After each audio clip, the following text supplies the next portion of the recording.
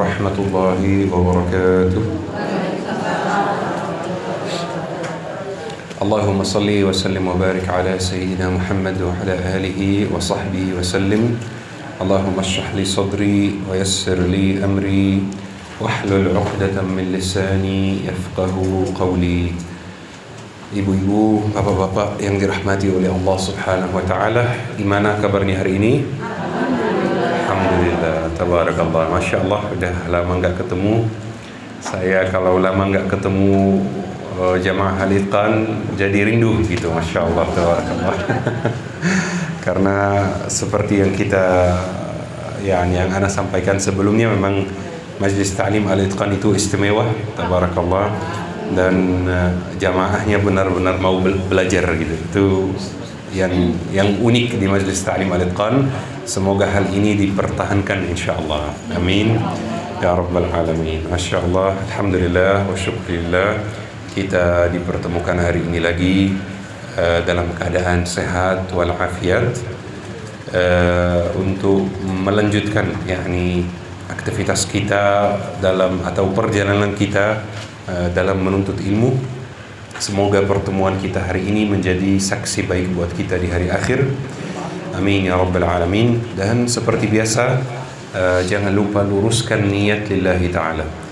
Rasulullah SAW bersabda, hadis yang sangat terkenal. Rasulullah bersabda, innamal a'malu binniyat wa innama likulli imri'in ma nawa. Sesungguhnya setiap amalan itu tergantung niatnya dan kita dapat balasan. Jadi balasan yang kita dapat itu berdasarkan niatnya, bukan berdasarkan aksinya, bukan berdasarkan hadir atau tidak. Seandainya misalnya ada ibu yang rencananya hadir hari ini, tapi tadi pagi terhalang karena misalnya nggak enak badan atau nggak dibolehin sama suami atau yang lain, ibu tersebut tetap dapat pahala majlis ilmu walaupun tidak hadir, karena niatnya adalah menuntut ilmu. Mungkin ada orang lain yang hadir tapi niatnya bukan menuntut ilmu. Itu agak berisiko gitu ya. Kenapa? Karena kita habiskan waktu untuk datang ke sini. Mending kita luruskan niat supaya pahala kita tetap tercatat insyaallah. Dan ini bukan hanya untuk yakni jamaah. Kalau ada guru, ada ustaz yang datang mengajar, ustaz dia juga harus meluruskan niat. Kenapa mau mengajarkan ilmu? Itu perlu kita tanyakan kepada diri sendiri dulu. Kenapa kita beribadah? Kenapa kita menuntut ilmu? Kenapa kita hadir kajian? Kenapa kita berdakwah? Jadi bismillah ibu-ibu, luruskan niat dulu lillahi ta'ala supaya pahala kita tercatat insyaallah. Amin ya rabbal alamin. Baik. Kita alhamdulillah mungkin baru Ramadan baru selesai ya, baru habis sebulan yang lalu gitu ya. Makanya ana mau tanya ibu-ibu beberapa pertanyaan, tapi jawabnya dengan jujur gitu ya. Sejak Ramadan selesai, ibu sudah khatam Al-Quran berapa kali? Maksudnya di bulan Syawal. Bulan Syawal ya. Oke, taib. Taib, yang khatam 3 kali ada nggak? Alhamdulillah, alhamdulillah. Taib, khatam 2 kali ada nggak? Ada, alhamdulillah. Khatam sekali banyak, alhamdulillah wa syukurillah. Taib. Sejak Ramadan selesai, kira-kira ada nggak yang tahajudnya misalnya 7 hari berturut-turut gitu? Ada, alhamdulillah, alhamdulillah wa syukurillah. Tabarakallah, tabarakallah. Ahli surga insyaallah. Amin, amin ya rabbal alamin. Amin ya rabbal alamin.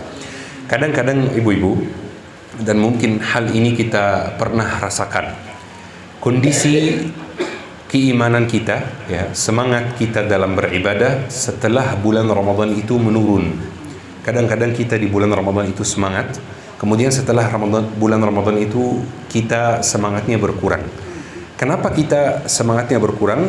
Karena sebenarnya kita kadang-kadang salah paham Ramadan ya, salah paham poin utama atau tujuan utama dari bulan Ramadan. Tapi ibu-ibu, kalau ada misalnya timnas gitu ya, timnas ada atau ada tim sepak bola, tim olahraga apapun yang punya pertandingan yang penting, misalnya ada pertandingan penting sekali, pertandingan nasional atau internasional. Biasanya sebelum pertandingannya mulai, semua pemain dan semua pelatih itu diajak ke camp gitu ya. Camp di tempat yang agak jauh, tempat yang mungkin tidak banyak interaksi dengan orang, di resort atau di mana, di villa atau di mana ada lapangan, dan mereka 2 atau 3 hari duduk di tempat tersebut. Mereka benar-benar fokusnya siapkan diri secara emosional, secara mental untuk pertandingannya. Ini adalah tujuannya. Bulan Ramadan kurang lebih sama. Bulan Ramadan itu kita ada 11 bulan biasa dan 1 bulan Ramadan itu yang bulan puasa. Tujuan utama dari bulan Ramadan adalah memberi energi ke kita untuk melanjutkan ibadah dengan maksimal di 11 bulan yang tersisa. Itu adalah tujuan utama dari bulan Ramadan. Tujuan utama dari bulan Ramadan adalah bikin diri kita lebih kuat kontrol hawa nafsu. Jadi ibarat 11 bulan itu, kita itu kadang-kadang dikontrol oleh hawa nafsu kita. Datang bulan Ramadan, memberi kita kendali lagi atas hawa nafsu kita. Karena selalu kita ini dalam perang antara diri kita dan hawa nafsu kita. Itu nggak akan berhenti perang tersebut. Itu nggak akan berhenti. Itu selamanya. Tetap kita, misalnya kita duduk, lagi kita rebahan misalnya, lagi kita istirahat, kemudian masuk waktu azan. Harusnya kita berdiri, kita wudhu, kita sholat. Tapi kadang-kadang hawa nafsu kita membisikkan, nanti aja, lanjut istirahat dulu gitu ya. Bulan Ramadan datang untuk bikin kita lebih kuat. Jadi di bulan-bulan setelah bulan Ramadan, kita lebih kuat melawan hawa nafsu kita. Kita misalnya kadang-kadang ibu-ibu bangun tidur, moodnya kurang bagus, bawaannya pengen marah misalnya, ya, bawaannya pengen berantem gitu. Jadi harusnya kita nggak marah, harusnya kita nggak berantem. Terus kadang-kadang kita kebablasan, tetap marah misalnya ke anak, walaupun anak nggak bersalah. Itu gara-gara apa? Itu gara-gara hawa nafsu. Jadi syahwat itu bukan hanya hubungan antara pria dan wanita. Ada yang namanya syahwat makan, ada yang namanya syahwat minum, ada yang namanya syahwat marah, ada yang namanya syahwat menang dalam debat. Kita lagi diskusi gitu dan kita pengen menang, itu syahwat. Dan ada juga yang namanya syahwat pengen dilihat, syahwat pengen dipuji. Itu semuanya berbagai jenis syahwat. Bulan Ramadan datang bikin kita lebih kuat, bikin kita bisa kontrol hawa nafsu kita, bikin kita bisa kontrol syahwat kita. Dan seperti di sini, syahwat itu bukan hanya hubungan pria dan wanita. Semua hal yang kita lakukan itu bisa masuk kategori syahwat gitu ya. Dan itu sangat bahaya. Bulan Ramadan datang bikin kita lebih kuat. Saya sekarang pengen rebahan, saya pengen istirahat, tapi saya tetap bangun tahajud. Saya tetap bangun untuk salat subuh. Saya tetap bangun untuk salat zuhur, atau saya tetap menghentikan aktivitas untuk salat zuhur atau untuk salat asar. Saya pengen marah, tapi saya nggak akan marah karena nggak ada alasan. Saya akan tahan syahwat tersebut. Saya lagi debat dengan orang lain, saya lagi diskusi dengan orang lain, bawaannya pengen menang dalam debat tersebut dan membuktikan bahwa pendapat saya benar. Itu syahwat. Bulan Ramadan datang mengajarkan kita apa? Jangan, kontrol diri. Jangan mau menang dalam debat, gak usah. Kalau nggak bermanfaat, gak usah, diam aja. Itu yang bulan Ramadan ajarkan kepada kita melalui puasa. Jadi kalau kondisi keimanan kita itu turun di bulan Ramadan, setelah bulan Ramadan, berarti kita salah paham bulan Ramadan. Bulan Ramadan itu bukan sekedar 1 bulan untuk meningkatkan ibadah sementara, kemudian ibadahnya menurun. Bukan. Bulan Ramadan itu bulan untuk melatih diri supaya bisa kuat di bulan-bulan berikutnya. Itu adalah tujuan utama di bulan Ramadan melalui puasa. Dan kadang-kadang ibu-ibu, jujur, kita salah paham puasa juga. Banyak yang mengira bahwa puasa itu dari subuh sampai maghrib saja. Ternyata puasa itu bukan dari subuh sampai maghrib. Puasa itu 24 jam. Puasa subuh sampai maghrib itu cuma 2 aja. Makanan dan hubungan suami istri. Itu saja yang dari subuh sampai maghrib. Tapi puasa yang lain itu 24 jam. Puasa apa seperti misalnya contohnya puasa tahan lidah gitu ya. Puasa tidak ngomong yang menyakiti orang. Itu 24 jam, bukan dari subuh sampai maghrib. puasa tidak ngomongin urusan orang lain, puasa tidak ghibah, puasa tidak gosip. Itu semuanya 24 jam. Yang dari subuh sampai maghrib itu cuman makanan dan hubungan suami istri. Yang lain 24 jam puasanya. Jadi bulan Ramadan itu anggap saja sebagai bulan latihan. Bukan cuman bulan kita semangat ibadah, kemudian ibadah kita menurun. Bulan Ramadan itu bulan membangun kebiasaan ibadah. Kebiasaan atau bahasa Inggrisnya habit. Habit itu apa? Sesuatu yang kita lakukan secara terus-menerus tanpa pikir panjang lebar, tanpa perlawanan dari hawa nafsu kita. Itu adalah habit, itu adalah kebiasaan. Ada orang-orang yang ahli salat subuh, mereka tanpa alarm, tanpa dibangunin, mereka sudah setengah jam atau 1 jam sebelum salat subuh, mereka langsung bangun sendiri untuk melaksanakan salat subuh. Kok bisa seperti itu? Karena salat subuh jadi kebiasaan. Itu tujuan dari bulan Ramadan. Jadi jangan sampai ibu-ibu setelah bulan Ramadan kita kurangi ibadah. Itu sangat bahaya, sangat bahaya. Karena berarti kita belum memahami poin utama dari bulan Ramadan. Rasulullah SAW menyampaikan kepada kita satu hadis yang sangat penting. Rasulullah SAW bersabda, "Ahabbul a'mali ila Allah adwamuha wa in qal." Betul.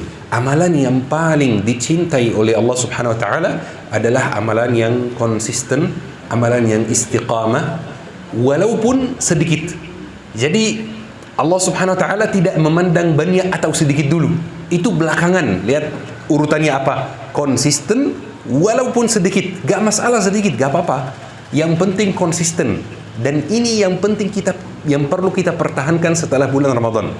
Kalau antum di bulan Ramadan sudah ada kebiasaan baca Al-Quran, jangan ditinggalkan setelah bulan Ramadan. Kalau antum di bulan Ramadan ada kebiasaan tahajud, jangan ditinggalkan setelah bulan Ramadan. Kalau antum di bulan Ramadan ada kebiasaan sedekah setiap hari, jangan ditinggalkan setelah bulan Ramadan. Wallahi, keberkahan yang kita bisa dapat dari setiap amalan kita, itu datangnya dari istiqamahnya, bukan dari amalannya sendiri. Jadi, Ana mau sampaikan satu kalimat, semoga nggak disalahpahami. Orang yang sedekah 10 miliar atau sedekah 10.000, buat Allah itu sama saja. Allah itu nggak memandang mata uang gitu. Ini dolar, rupiah, pon. Allah itu nggak memandang nominal. Allah memandang istiqamah. Jadi kalau ada orang yang misalnya hari ini tiba-tiba sedekah 100 juta. Terus diam setahun tidak sedekah. Terus ada orang lain yang sedekah setiap hari 1.000. Lebih mulia yang mana di sisi Allah? 1.000 setiap hari. Padahal kalau kita totalkan itu sedikit, cuma 30.000 setiap bulan, tapi lebih mulia di sisi Allah Subhanahu wa taala. Jadi nominal itu nggak ada artinya di sisi Allah Subhanahu wa taala. Yang ada artinya itu adalah istiqamah. Kalau bisa istiqamah banyak, itu luar biasa, luar biasa. Tapi tujuan kita adalah istiqamah dulu. Kalau kita mulai istiqamah yang sedikit, suatu saat kita bisa istiqamahkan yang banyak. Kadang-kadang kita pengen semangatnya. Jadi misalnya kita pengen baca Al-Quran, saya akan sekali duduk baca 3 juz misalnya. Itu berat sekali. Mungkin sudah 2 halaman, 3 halaman sudah mulai ngantuk gitu. Ya. Saya setiap hari akan tahajud 8 rakaat, baca 1 juz dalam salat. Itu paling konsisten mungkin 3-4 hari atau 5 hari. Kecuali kita sudah terbiasa dari dulu. Lah, kita mulai fokus pelan-pelan dulu, pelan-pelan. Kita mau bangun kebiasaan sedekah. Jadi sedekahnya jangan banyak, sekali duduk, terus diam, nggak bersedekah. Kalau bisa banyak istiqamah, alhamdulillah. Tapi kalau tidak bisa, pelan-pelan, pelan-pelan, pelan-pelan, sampai jadi kebiasaan. Jadi ada satu hadis ibu-ibu. Sebenarnya ini bukan topik kita hari ini ya, cuman pembukaan gitu supaya kita tetap mempertahankan semangat ibadah setelah bulan Ramadan. Ada satu hadis yang Ana pernah dengar, saya pernah belajar hadis ini pertama kali pas di SD. Rasulullah SAW bersabda, "Al-mu'minul qawi khairun wa ahabbu ila Allah min al-mu'min ad-dha'if." Mukmin yang kuat lebih dicintai oleh Allah Subhanahu wa taala dibanding mukmin yang lemah. Ana masih ingat pas Ana di sekolah waktu itu, guru menyampaikan hadisnya, beliau tidak menjelaskan artinya. Setelah guru keluar dari kelas, semua anak di kelas saling pukul gitu. Kenapa? Katanya mukmin yang kuat lebih dicintai oleh Allah. Sebenarnya di sini mungkin yang dimaksud adalah kekuatan fisik. Kalau misalnya konteksnya medan perang gitu ya. Tapi tafsir yang lebih kuat apa? Kekuatan untuk melawan hawa nafsu. Kekuatan untuk melawan setan yang membisikkan kita untuk selalu istirahat, selalu malas, selalu rebahan, tidak mau bangun sholat, tidak mau datang ke kajian. Itu adalah mukmin yang dicintai oleh Allah Subhanahu wa taala. Jadi kita mungkin bisa lihat satu bapak atau satu ibu yang sudah umurnya 80-an tahun, terus satu pemuda yang umurnya 20-an masih sangat kuat, tapi di sisi Allah bapak, kakek atau nenek itu jauh lebih kuat di sisi Allah Subhanahu wa taala. Kenapa? Bisa melawan rasa malasnya. Bagaimana itu? Bangun kebiasaan secara pelan-pelan. Ibu mau jadi ahli tahajud, jangan tiba-tiba misalnya kalau belum terbiasa tahajud, jangan tiba-tiba tahajud dia banyak sekali, bacaannya lama sekali, tapi nggak dipertahankan. Pelan-pelan dulu, terus ditingkatkan. Misalnya hari ini kita tahajudnya cuma 2 rakaat saja, nggak apa-apa, nggak ada masalah. Buat target, beberapa bulan kemudian saya akan tahajudnya 4 rakaat. Buat target lagi, beberapa bulan kemudian saya tahajudnya 6 rakaat. Buat target lagi, beberapa bulan kemudian saya tahajudnya 8 rakaat. Buat target lagi, beberapa bulan ke depan saya tahajudnya pakai 1 juz. Jadi pas tahajud itu baca 1 juz Al-Quran di dalam salat. Kan dalam salat sunnah itu kita bisa sambil pegang mushaf gitu ya. Bas, pelan-pelan sampai kita jadi mukmin yang kuat. Jadi ibu-ibu jangan membiarkan diri kita kembali lagi ke kebiasaan-kebiasaan sebelum Ramadan. Bulan Ramadan itu hadiah dari Allah Subhanahu wa taala. Kita tidak tahu apakah kita bakal bertemu dengan bulan Ramadan besok atau tidak, ya. Jadi bulan Ramadan yang kemarin itu dimanfaatin. Bismillah. Lanjutkan kebiasaan ibadahmu setelah bulan Ramadan. Jangan ditinggalkan. Baik, bismillah. Ini mungkin pembukaan sedikit dulu ya sebelum kita mulai. Ibu-ibu, di awal ana mulai dakwah di Indonesia, ana pernah diminta untuk mengisi acara halal bihalal gitu ya. Jadi kata teman ana, antum bisa nggak ngisi acara halal bihalal? Ana bingung waktu itu. Kenapa? Karena halal bihalal itu kalimat dari bahasa Arab, tapi ana nggak ngerti maknanya apa. Halal bihalal, halal bihalal. Bi itu artinya dengan atau di gitu ya. Halal dengan halal. Ana bingung artinya apa gitu. Apa yang saya harus ngisi di sana? Apa yang saya harus lakukan di sana? Ternyata halal bihalal itu walaupun kalimatnya dari bahasa Arab, tapi tradisi atau betul sekali. Jadi ijtihad ulama Indonesia gitu ya. Ijtihad ulama Indonesia yang sangat bagus, sangat luar biasa dan sangat bermanfaat gitu ya. Alhamdulillah. Ana mau tanya ibu-ibu dulu. Acara halal bihalal itu biasanya yang setelah bulan Ramadan, di dalamnya ada satu ibadah yang luar biasa yang dilaksanakan. Ada yang tahu ibadah apa itu? Baik, satu lagi. Selain bermaaf-maafan ada satu lagi. Betul sekali, silaturahim. Ibadah silaturahim itu, ibu-ibu, ibadah yang bisa dikatakan satu kategori dengan ibadah-ibadah besar lainnya, seperti tahajud, seperti sedekah, seperti baca Al-Quran. Ibadah silaturahim itu satu kategori dengan ibadah-ibadah besar lainnya.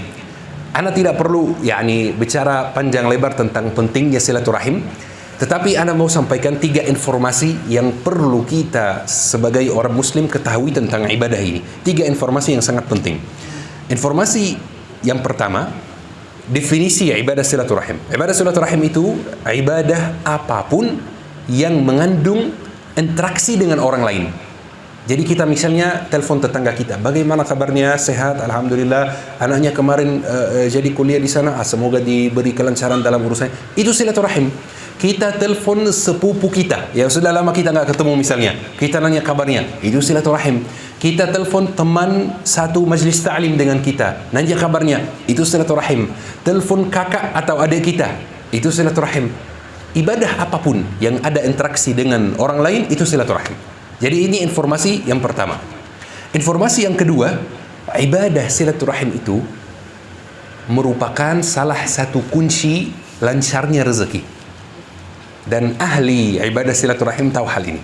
Rasulullah SAW bersabda, "Man arada an yunsa'a lahu fi atharihi wa yubaraka lahu fi rizqihi falyasil rahimah." Barang siapa yang mau umurnya panjang berkah dan rezekinya berkah, rezekinya lancar, maka hendaklah dia menyambung hubungan silaturahim. Jadi ada beberapa ibadah khusus gitu yang memang terkenal melancarkan rezeki. Seperti apa misalnya? Istighfar. Istighfar itu salah satu ibadah yang sangat terkenal untuk bikin rezeki lancar. Qultu astaghfiru rabbakum innahu kana ghaffara yunzilis samaa 'alaikum. Ada banyak ayatnya ya. Salah satu selain istighfar, salah satu ibadah yang bikin rezeki lancar adalah silaturahim. Jadi bayangkan kita telepon orang nanya kabarnya, itu bikin rezeki kita lancar. Kita telepon keluarga kita nanya kabarnya, itu bikin umur kita berkah, lancar dan sehat dan afiat. Jadi ana ada cerita yang ana pernah dengar gitu ya, dari guru saya. Cerita tersebut dan pernah juga dengarnya dari orangnya langsung. Cerita tersebut orang yang mimpi. Jadi dia tidur, dia mimpi bahwa dia masuk surga. Setelah dia masuk surga, dia jalan, kemudian dia mau naik ke tingkat yang lebih tinggi di surga. Jadi surga itu bukan satu tingkat, ada banyak tingkat di surga. Ada tingkat yang paling rendah, ada tingkat yang paling tinggi, namanya surga Al-Firdaus. Jadi dia mau naik ke tempat yang lebih tinggi atau masuk ke tempat yang lebih tinggi, tapi terhalang, kayak ada pagar gitu, dia nggak bisa. Kemudian di sana, di tempat yang lebih tinggi, dia lihat Sayyidina Abu Bakar As-Siddiq dan satu sahabat lain. Mereka saling bicara gitu ya. Mereka bicara. Mereka mengatakan, lihat orang yang di sana itu, yang mau naik ke tempat yang lebih tinggi, dia itu orangnya baik sekali. Tapi sayang, dia tidak bisa ikut kami ke tingkat tersebut. Seandainya dia menyambung hubungan silaturahim dengan adiknya, dia pasti bisa masuk dengan kita. Ternyata bapak tersebut punya masalah harta warisan dengan adiknya. Dan hubungan silaturahim dengan adiknya sudah terputus, sudah lama. Jadi dia bangun tidur, dia telepon adiknya, "Kamu makan harta warisan saya, tapi saya sudah maafkan kamu. Selesai." Bas. Bayangkan saja, bisa jadi soal putus hubungan silaturahim dengan keluarga kita itu menjadi penghalang kita dapat nikmat yang jauh lebih besar di akhirat. Taib. Ini informasi yang kedua. Jadi salah satu kunci keberkahan rezeki itu adalah silaturahim. Taib. Informasi yang ketiga, dan ini yang sangat bahaya. Ada satu hadis dari Rasulullah SAW. Setiap kali ana membacanya, ana merasa merinding, Bapak. Kenapa? Karena hadisnya, ya antum bakal dengar sendiri. Rasulullah SAW bersabda, "La yadkhulul jannata qati'a rahim." Tidak akan masuk surga orang yang putus hubungan silaturahim. Berat ya, berat sekali ya. Kenapa? Karena jujur di zaman kita ini, putus hubungan silaturahim itu sudah hal yang biasa, sudah hal yang sering dilakukan. Sering kita lihat anak yang putus hubungan silaturahim dengan orang tuanya. Itu sering sekali kita lihat di zaman kita ini. Atau orang yang putus hubungan silaturahim dengan kakaknya dan adiknya gara-gara masalah harta warisan. Itu yang sangat sering ya. Atau misalnya suami istri satu rumah tapi putus hubungan silaturahim. Emang bisa? Itu malah sangat bisa dan sering sekali terjadi. Saya bicara jujur ya.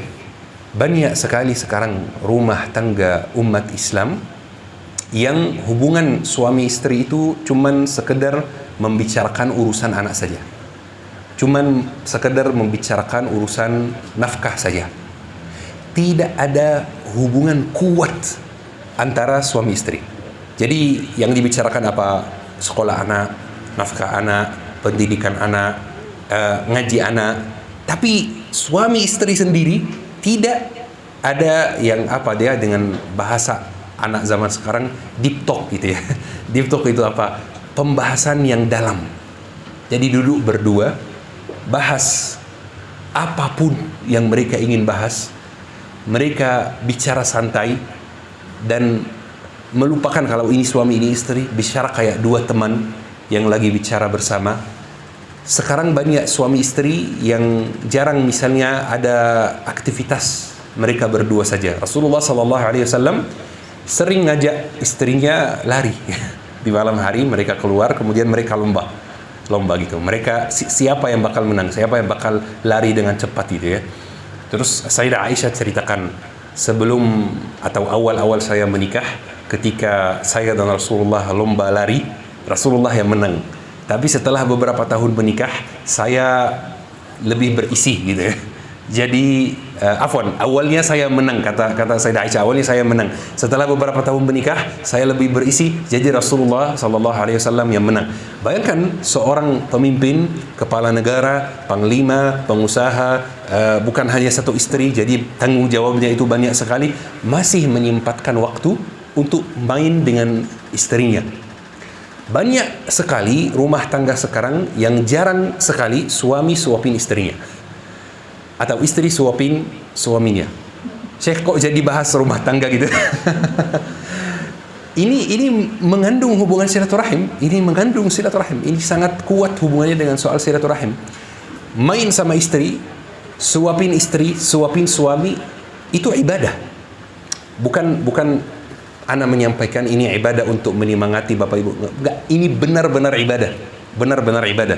Jadi Rasulullah SAW dulu sama istrinya, kalau misalnya mereka makan roti, jadi ada potongan roti, banyak potongan roti, istrinya makan satu, gigit sedikit, terus tidak dilanjutkan. Kalau Rasulullah nanti bentar lagi mau makan roti, Rasulullah cari roti yang bekas istrinya. Dan Rasulullah makan dari bagian istrinya makan gitu ya. Katanya lebih manis gitu. Ini Rasulullah SAW. Ini nggak ada hubungannya juga dengan pengantin muda atau pengantin baru atau pengantin lama. Nggak ada hubungannya juga dengan umur.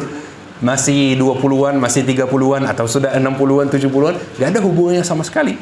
Ini ada hubungannya dengan soal silaturahim gitu ya. Satu rumah, satu kamar tidur, satu ranjang, tetapi putus hubungan silaturahim. Jadi soal silaturahim itu sangat bahaya kalau kita sepelekan soal hubungan silaturahim. Kenapa? Kembali lagi ke hadis yang tadi. Rasulullah SAW bersabda, "La yadkhulul jannata qati'u rahim." Tidak akan masuk surga orang yang putus hubungan silaturahim. Silaturahim itu dengan suami, dengan istri, dengan anak, dengan orang tua, dengan kakak adik, dengan sepupu, dengan paman, dengan bibi, dengan tetangga, dengan teman. Itu semuanya masuk silaturahim. Tapi di sini ada satu hal penting yang Ana mau sampaikan. Kita bicara realistis sedikit ya. Kita bicara realistis sedikit. Gimana caranya kita menyambung hubungan silaturahim dengan orang yang pernah menyakiti kita? Itu poinnya. Itu poinnya. Kalau kita cuma sekedar bicara silaturahim itu penting, silaturahim itu bagus, silaturahim itu harus disambung, tapi kita nggak bicara poin ini, berarti kajian kita nggak realistis ya.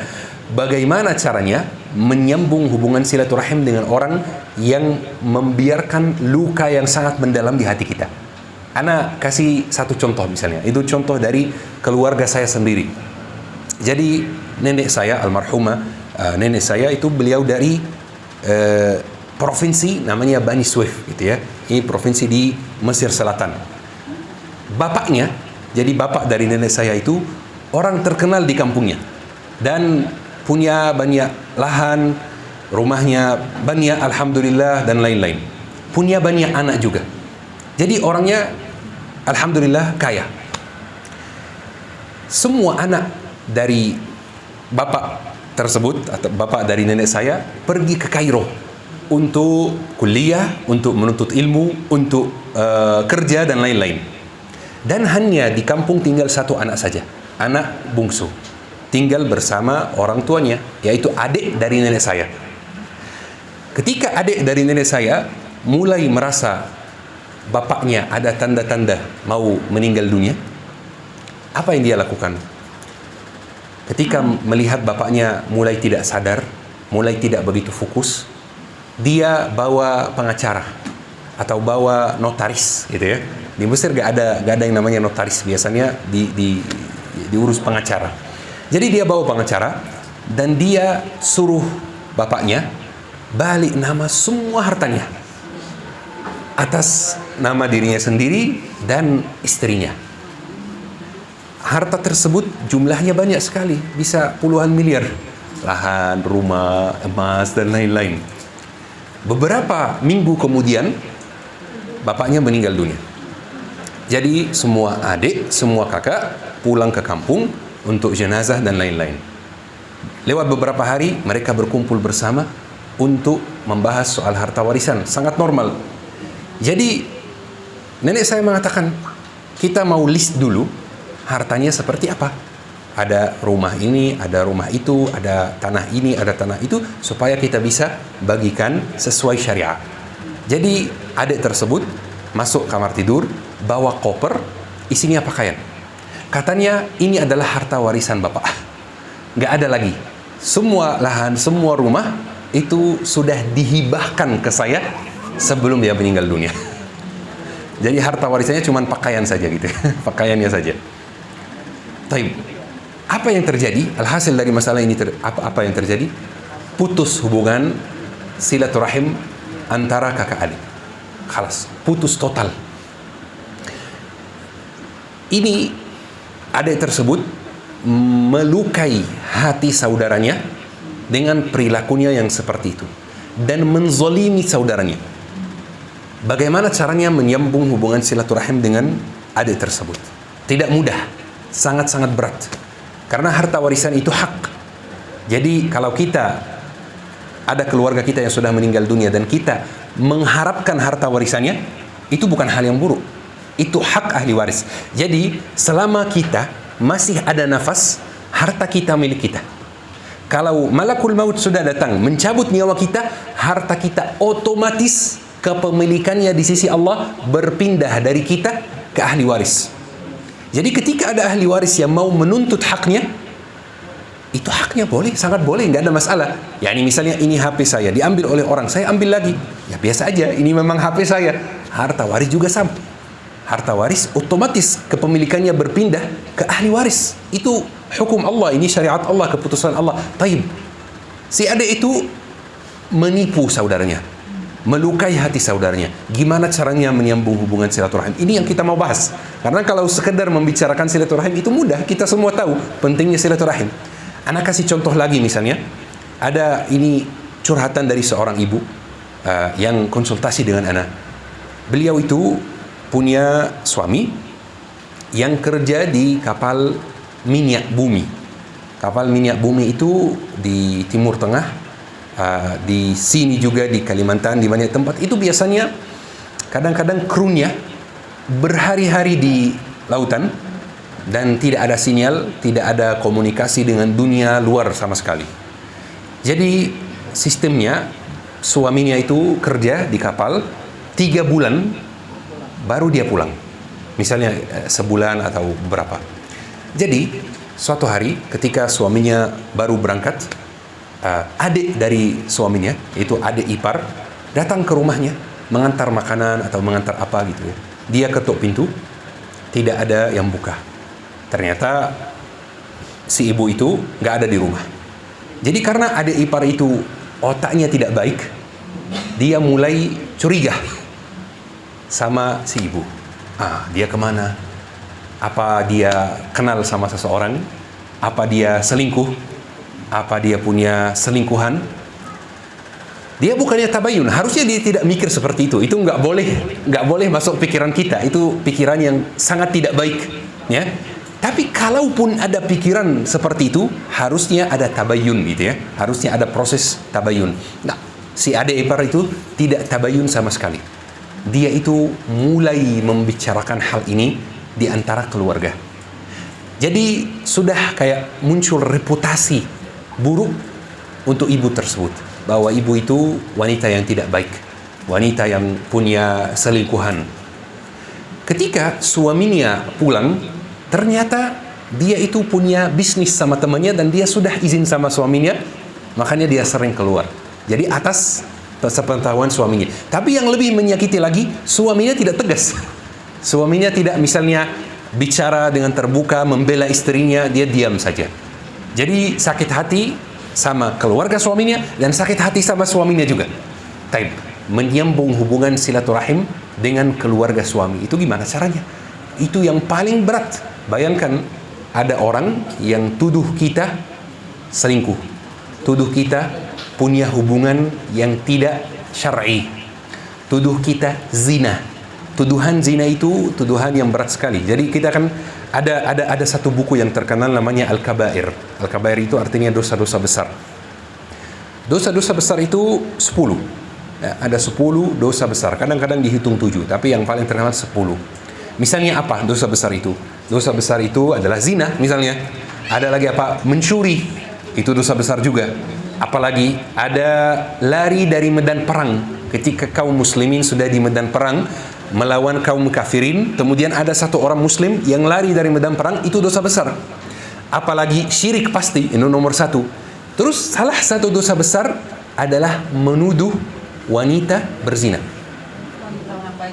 Wanita yang baik menuduh berzina tanpa ada bukti, itu dosa besar. Bayangkan, menuduh wanita berzina itu satu kategori dengan membunuh, dengan mencuri, dengan zina sendiri, dengan lari dari medan perang, dengan syirik. Satu kategori dengan itu semua. Qasful muhsanat, yakni istilahnya dalam agama, qasful muhsanat, wanita yang baik, wanita yang kehormatannya terlindungi, dituduh berzina. Taib, gimana caranya menyambung hubungan silaturahim dengan orang seperti itu? Jadi ibu-ibu, ada satu kunci. Kalau kunci ini atau satu amalan ini kita kuasai dan kita laksanakan dengan baik dan kita memahami artinya dengan baik, kita akan bisa menyambung hubungan silaturahim dengan siapapun. Walaupun pernah menyakiti kita. Kunci itu namanya ikhlas. Saya tahu ikhlas itu sering dibahas juga. Sangat sering dibahas. Tapi hari ini kita akan mendalami makna ikhlas sedikit, supaya kita ada langkah-langkah jelas. Apa itu ikhlas dan bagaimana kita bisa jadi orang yang berikhlas. Bagaimana kita jadi orang yang ikhlas ketika kita disakiti, tapi kita masih ada kemauan, keinginan untuk menyambung hubungan silaturahim. Ini yang kita akan bahas. Ikhlas itu bukan hanya ketika berinteraksi dengan orang. Ikhlas itu dalam ibadah, dalam beramal, dalam menuntut ilmu. Ana mau tanya ibu-ibu ya. Ini pertanyaannya berhadiah gitu. Yang bisa jawab adalah kasih hadiah gitu. Ada yang tahu nggak apa 3 golongan, ada 3 jenis manusia yang akan dilemparkan ke dalam neraka paling awal? Ada 3 yang masuk neraka paling awal. Ada yang tahu siapa? Taib, bisa angkat tangan biar saya kasih hadiahnya. Ibu-ibu, saya kasih hint ya. Bukan orang kafir, bukan orang munafik gitu ya. Ada yang lebih awal, lebih dulu dilemparkan ke dalam neraka sebelum orang kafir dan sebelum orang munafik. Ada yang tahu siapa? Pemimpin yang tidak ulama yang berilmu banyak, tetapi dia hanya untuk menasihati orang lain, tetapi tidak berdiri sendiri. Oke. Ayo. Oke. Oke. Oke. Siap.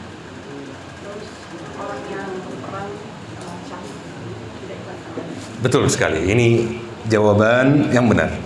3 golongan yang dilemparkan ke dalam neraka lebih awal: ahli ilmu, ahli sedekah, ahli perang, syahid. Kenapa mereka dilemparkan ke dalam neraka lebih awal? Biar saya jelaskan. Tapi ini ada hadiahnya, saya izin kasih hadiahnya dulu. Tamam, Masya Allah. Barakallahu fikum. Ya, jazana wa ayakum insyaallah. Masya Allah, tabarakallah. Taib. Ada 3 golongan ini ya. Ahli ilmu, ahli sedekah, dan orang yang syahid di jalan Allah. Bayangkan saja, 3 golongan ini ada kesalahan kecil yang mereka lakukan yang bikin mereka dilemparkan ke dalam neraka sebelum orang munafik dan orang kafir. Seperti apa kesalahannya? Yang pertama, ahli ilmu dia akan nanti tiba-tiba dibawa oleh para malaikat. Dibawa kemana? Dibawa ke neraka. Jadi dia protes, ya Allah, saya menghabiskan umur saya belajar ilmu dan mengajarkan ilmu. Kenapa saya masuk neraka? Maka dia akan dikatakan kadzabt, kamu bohong. Kamu menghabiskan waktumu di dunia belajar ilmu dan mengajarkan ilmu supaya dibilang alim. Dan kamu sudah dapat apa yang kamu inginkan, silahkan masuk neraka. Ini yang pertama. Yang kedua, ahli sedekah. Dia akan dibawa oleh para malaikat untuk masuk neraka. Maka dia akan protes, dia akan berteriak, ya Allah, saya menghabiskan harta saya di dunia untuk membantu orang lain. Maka dia akan dikatakan kadzabt, kamu berbohong. Kamu menghabiskan harta supaya dibilang dermawan. Dan kamu sudah dapat apa yang kamu inginkan, sudah dibilang dermawan, sudah terkenal antara orang-orang sekitarmu sebagai orang dermawan. Kamu sudah dapat apa yang kamu inginkan, maka silahkan masuk neraka. Yang ketiga, orang yang syahid mati di jalan Allah Subhanahu wa taala.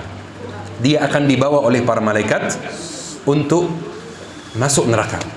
Maka dia akan berteriak, ya Allah, saya rela mengorbankan nyawa saya di dunia demi agamamu, demi berperang di jalanmu. Maka dia akan dikatakan kadzabt, kamu berbohong. Kamu mengorbankan nyawamu supaya dibilang pemberani. Dan kamu sudah terkenal antara penduduk bumi sebagai pemberani. Kamu sudah dapat apa yang kamu inginkan, silahkan masuk neraka. Kenapa mereka masuk neraka? Walaupun kelihatannya di dunia sebagai ahli ibadah, sebagai orang baik, karena mereka ikhlasnya bermasalah. Karena mereka ikhlasnya bermasalah. Mereka memang mengajarkan ilmu, dan mereka memang bersedekah, dan mereka memang berperang di jalan Allah Subhanahu wa taala, tapi ikhlasnya bermasalah.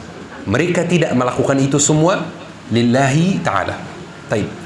Ana mau kasih contoh ibu-ibu.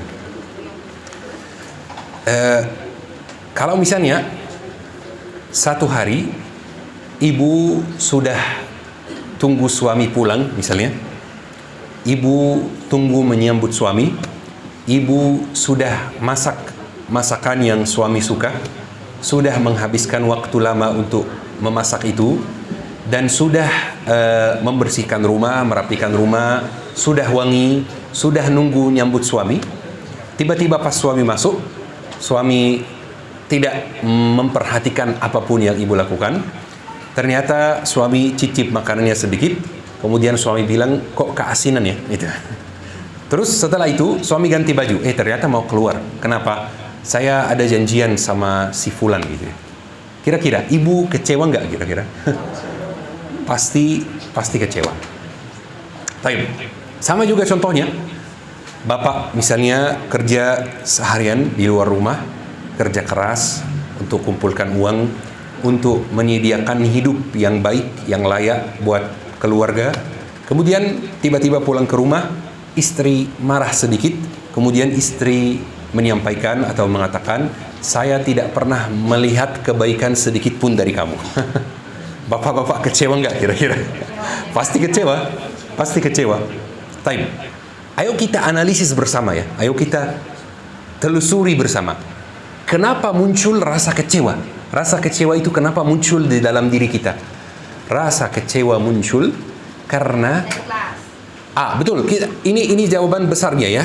Nggak ikhlas. Tapi detailnya apa?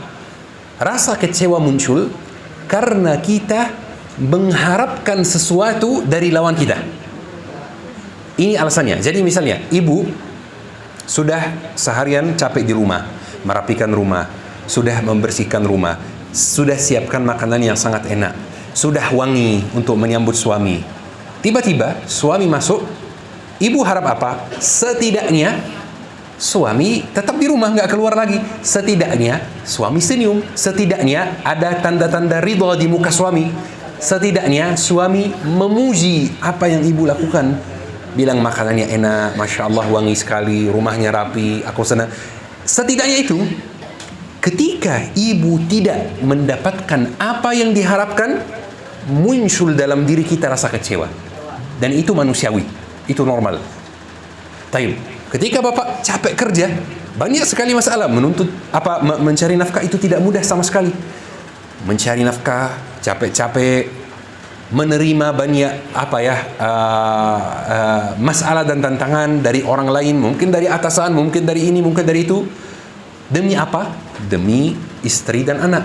Menyediakan hidup yang layak buat mereka, hidup yang baik buat mereka. Ketika bapak tidak mendapatkan atau tidak melihat ada tanda ridha di muka istri, ada tanda ridha di muka istri, ada tanda senang di muka istri, ada tanda istri menghormati dan menghargai apa yang bapak lakukan, muncul dalam diri kita rasa kecewa.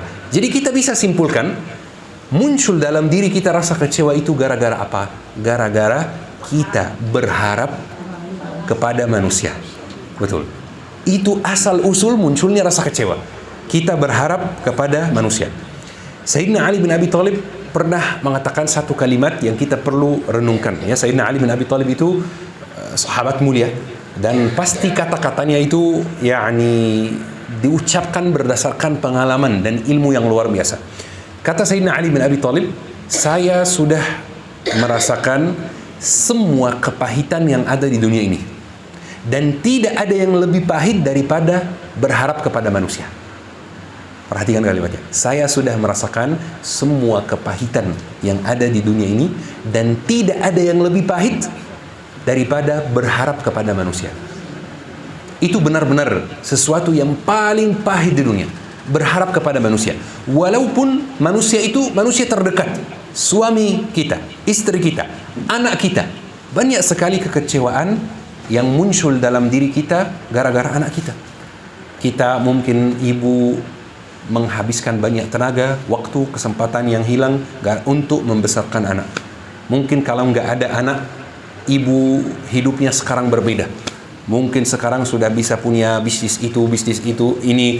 Mungkin sekarang sudah bisa melakukan ini dan itu. Tapi ibu mengorbankan itu semua demi anak. Tapi anak tidak bersyukur. Tapi anak tidak terima. Tapi anak tiba-tiba misalnya merantau ke kota lain atau ke negara lain dan jarang menghubungi kita, jarang memperhatikan kita. Muncullah rasa kecewa. Kenapa? Berharap kepada anak. Berharap itu tidak harus berharap uang misalnya, enggak. Berharap pujian, berharap melihat mereka senang, berharap melihat mereka bersyukur, berharap melihat mereka menghargai apa yang kita lakukan. Itu semuanya namanya berharap. Jadi berharap itu tidak selalu berharap sesuatu yang materi gitu. Enggak, berharap apapun. Berharap melihat mereka menghargai, itu namanya harapan. Jadi kunci agar kita mencapai derajat ikhlas yang tertinggi, yaitu tidak berharap kepada manusia. Itu adalah kuncinya. Tetap kita tanya, gimana caranya? Gimana caranya agar kita tidak berharap kepada manusia? Ada 3 langkah, ya. Ada 3 langkah untuk mencapai derajat ikhlas yang paling tinggi. 3 langkah ini perlu kita terapkan dulu secara pelan-pelan. Lama-lama kita jadi orang yang ikhlas insya Allah. Lama-lama kita tidak berharap lagi sama manusia. Lama-lama kita jadi orang yang bisa dikatakan benar-benar ikhlas. 3 langkah ini perlu kita terapkan, perlu kita amalkan. Langkah yang pertama, ibu, sebelum melakukan amalan apapun yang menyangkut orang lain, tanya diri sendiri dulu. Buat apa dan demi siapa, untuk siapa saya melakukan amalan ini. Jadi suami ini lagi dikerja, ibu lagi beresin rumah. Sebelum beresin rumah, tanya diri sendiri dulu, untuk siapa saya beresin rumah. Ibu lagi masak, tiba-tiba pengen masakin suami yang enak-enak. Sebelum masakin suami yang enak-enak, tanya diri sendiri dulu, untuk siapa saya masak? Kalau jawabannya untuk suami, berarti ada yang salah dengan ikhlas kita. Kalau jawabannya lillahi ta'ala, baru itu yang akan bikin kita terhindar dari rasa kecewa. Kita bekerja keras di rumah sebagai suami atau sebagai istri, bukan untuk pasangan kita, bukan untuk pasangan kita sama sekali, tapi lillahi ta'ala. ibu menjaga kebersihan rumah, ibu melayani suami, ibu melayani anak, ibu wangi-wangi di rumah supaya suami senang ketika bertemu ibu, itu bukan untuk suami, itu supaya ibu tergolong sebagai istri yang salihah, istri ahli surga. Jadi kita sebenarnya tetap punya harapan, kita tetap berharap, tapi kita mengalihkan harapan kita itu.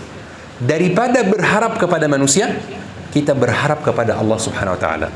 Saya masak di rumah bukan karena berharap pujian suami, bukan karena berharap suami senang, senyum dan gembira. Saya berharap surga, saya berharap ridha Allah Subhanahu wa Ta'ala. Ketika suami pulang dan ternyata suami tidak memberi reaksi apapun dan tidak menghargai apa yang ibu lakukan, ibu sudah dapat balasannya, sudah terima balasannya dari Allah Subhanahu wa Ta'ala. Ibu sudah tercatat sebagai istri saleh. Khalas, saya sudah dapat apa yang saya harapkan. Buat apa kecewa? Kalau suami ternyata menghargai dan senang, alhamdulillah, itu lebih menyemangati kita. Tetapi kalau suami tidak menghargai, suami tidak menghargai apa yang kita lakukan, gak ada masalah. Memang bukan itu yang saya harapkan. Jadi kita harus merubah cara kita memandang amalan gitu, atau yang namanya mindset gitu ya. Cara kita memandang sebuah amalan. Bapak kerja keras di luar, mencari nafkah. Berat sekali, sulit sekali, ada cicilan sekolah anak, ada cicilan ini, ada itu. Tanya diri sendiri dulu, jangan langsung bekerja, jangan langsung mencari nafkah. Tanya diri sendiri dulu, untuk siapa saya mencari nafkah? Itu pertanyaannya. Saya mencari nafkah karena Allah Subhanahu wa Ta'ala, karena ini tanggung jawab saya. Kalau saya tidak melakukan tanggung jawab ini, nanti saya akan dituntut di akhirat. Nanti akhirat saya bermasalah, nanti ada dosanya. Saya mencari nafkah, saya bekerja keras supaya dapat balasan dari Allah Subhanahu wa Ta'ala, supaya dapat jadi suami ahli surga insyaallah. Jadi kita pulang ke rumah, ternyata istri tidak menghargai apa yang kita lakukan. Ternyata istri tidak menghargai kerja keras kita di luar. Yang ada masalah, gak apa-apa. Saya memang tidak bekerja keras untuk istri. Saya memang tidak bekerja keras untuk anak. Saya bekerja keras karena Allah Subhanahu wa Ta'ala, karena berharap ridha Allah Subhanahu wa Ta'ala. Ibu-ibu, kalau kita berharap sama manusia, ada dua kemungkinan. Manusia mengecewakan kita atau tidak mengecewakan kita. Ada kemungkinan, jadi berisiko nih 50-50, 50-50. Tapi kalau kita berharap sama Allah, tidak ada kemungkinan selain Allah akan sesuai harapan kita. Tidak ada ceritanya Allah mengecewakan hambanya. Tidak ada ceritanya sama sekali. Bahkan ada satu hadis qudsi, Bapak Ibu, di mana Allah Subhanahu wa Ta'ala menyampaikan. Hadis qudsi itu kan dari Allah ya. Kalau hadis biasa itu dari Rasulullah sallallahu alaihi wasallam. Allah menyampaikan kepada kita, berfirman tentang sebuah hamba Allah yang ketika dia dihisab, dia diperlihatkan catatan amalan buruknya. Banyak sekali, banyak dosa. Ada ini, ada itu. Banyak sekali dosanya. Amalan baiknya ditimbang dan amalan buruknya ditimbang. Ternyata amalan buruknya lebih berat. Maka dia dihukum masuk neraka. Silahkan dibawa ke neraka. Perintah Allah kepada para malaikat, dibawa ke neraka. Saat dia dibawa ke neraka, dia menoleh ke belakang. Tapi dia mengatakan, tapi saya mengira Allah Maha Pengampun. Dia mengatakan itu. Karena kalimatnya itu saja, Allah Subhanahu wa Ta'ala mengampuni seluruh dosanya. Kenapa? Karena dia punya harapan sama Allah Subhanahu wa Ta'ala. Walaupun dia ahli dosa, walaupun dia ahli maksiat, tetapi karena dia punya harapan sama Allah Subhanahu wa Ta'ala bahwa Allah akan mengampuni dosanya, maka di akhirat Allah benar mengampuni dosanya. Kenapa? Karena hanya harapannya itu. Dia berharap sama Allah Subhanahu wa Ta'ala. Jadi tidak ada ceritanya Allah mengecewakan hambanya. Itu tidak ada. Gak ada ceritanya Allah meninggalkan hambanya. Gak ada. Gak ada ceritanya Allah tidak menghargai usaha dan ikhtiar hambanya. Itu gak pernah terjadi. Makanya kita lihat mana yang lebih beruntung bagi kita. Berharap pada manusia, berharap pada suami, berharap pada istri, berharap pada anak, berharap pada kakak, kepada adik, atau berharap kepada Allah Subhanahu wa Ta'ala. Kalau kita berharap kepada Allah, kita nggak akan begitu peduli dengan respon manusia. Itu kelebihannya. Kalau kita berharap kepada Allah Subhanahu wa Ta'ala, kita nggak akan peduli manusia menghargai ikhtiar dan usaha kita atau tidak. Kita nggak akan peduli. Kenapa? Karena apa yang kita harapkan kita sudah dapat, yaitu ridha Allah Subhanahu wa Ta'ala. Sejak mulai kita berharap kepada Allah, sejak mulai kita niatkan semuanya lillahi ta'ala, maka kita sudah dapat ridha Allah. Tapi kalau kita berharap sama manusia, kita harus nunggu. Dan kita lihat risikonya, Pak. Manusia benar sesuai harapan kita atau tidak sesuai harapan kita. Ada kemungkinan manusia mengecewakan kita, ada kemungkinan tidak mengecewakan kita. Sangat berisiko. Dan biasanya manusia mengecewakan. Jadi langkah pertama untuk mencapai derajat ikhlas yang paling tinggi, sebelum beramal apapun, Pak, ibadah, silaturahmi, bantu orang, sedekah, aktif dalam bidang dakwah, aktif dalam kemanusiaan, apapun, tanya diri sendiri dulu, untuk siapa saya melakukan amalan ini. Kalau jawabannya belum lillahi ta'ala, benar-benar untuk Allah subhanahu wa ta'ala, untuk mencari ridha Allah, berarti ada yang perlu kita ikhtiarkan dulu untuk meneguhkan hati kita, agar hati kita benar-benar beramal lillahi ta'ala. Jadi ini langkah pertama. Taib, ada satu peribahasa Mesir gitu yang menarik gitu ya. Katanya, i'mal al-khair warmil bahr. Berbuatlah kebaikan kemudian buang ke laut. Maksudnya apa? Khalas, lupakan. Saya hari ini sudah berbuat kebaikan kepada suami, kepada istri. Lupakan, Pak. Buang aja ke laut itu. Jangan dipikirkan lagi. Orang yang paling bahagia di dunia adalah orang yang paling tidak bisa mengingat kebaikannya sendiri. Itu yang paling bahagia di dunia. Orang yang paling tidak bahagia di dunia, orang yang bisa mengingat kebaikannya sendiri. Selalu mengingat kebaikannya sendiri. Saya pernah bantu ini, saya pernah bantu itu, saya pernah menolong ini, saya pernah menolong itu. Itu yang bikin kita tidak bahagia. Taib. Ini langkah pertama ya, untuk mencapai derajat ikhlas yang paling tinggi. Langkah yang kedua untuk mencapai derajat ikhlas yang tinggi, yang paling tinggi, yaitu usahakan untuk tidak menampakkan semua amalan. Jadi salah satu latihan ikhlas diri kita, tidak menampakkan semua amalan. Jadi ada beberapa amalan yang perlu ditampakkan sebagai syiar dakwah, dan ada beberapa amalan yang perlu disembunyikan. Misalnya amalan apa yang perlu kita tampakkan untuk syiar dakwah? Salat misalnya. Salat. Kalau salat itu nggak ada masalah kita dilihat orang. Nggak ada masalah kita bilang ke orang, saya lagi salat, atau saya mau salat. Ayo ikuti saya, kita salat bareng, kita salat jamaah. Itu bukan riya misalnya atau yang lain ya. Itu boleh. Tapi ada beberapa amalan lain yang perlu kita sembunyikan untuk menjaga keikhlasan hati kita. Anak kasih contoh misalnya, Ada beberapa orang yang saya pernah kenal, saya pernah temui, mereka itu ahli puasa. Tapi mereka itu kalau ada satu hari mereka puasa, mereka senang banget kalau ditawari makanan. Kenapa? Supaya mereka jawab, mohon maaf saya lagi puasa. Betul. Terus kalau mereka jawab seperti ini dan ternyata dipuji, wah Masya Allah puasa, mereka nambah lagi, puasa Daud ya. Terus kalau dipuji lagi, mereka nambah lagi, sudah 3 tahun puasa Daud ya. Dipuji lagi, mereka nambah lagi, saya nggak bisa hidup kalau nggak puasa gitu. Betul. Itu sangat bahaya. Kenapa? Karena bikin pahala puasanya berisiko gitu. Saya nggak berani hilang total ya pahala puasanya, tapi bikin pahala puasanya berisiko. Bisa jadi berkurang, bisa jadi nggak diterima sama sekali. Allahu a'lam.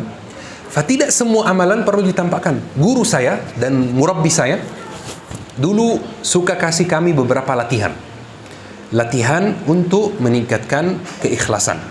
Salah satu latihan yang beliau kasih ke kami, katanya besok Senin kamu puasa, tapi dengan satu syarat, tidak boleh ada yang tahu kalau kamu puasa, termasuk ibumu sendiri di rumah. Jadi kalau ibu ajak makan, pokoknya kamu cari alasan tanpa bohong.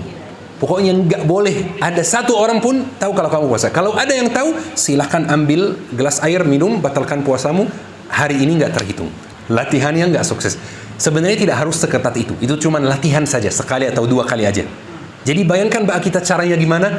Kita menyembunyikan puasa seharian, tidak ada yang tahu kalau kita lagi puasa, termasuk ibu kita sendiri. Waktu itu saya belum nikah, tinggal sama orang tua.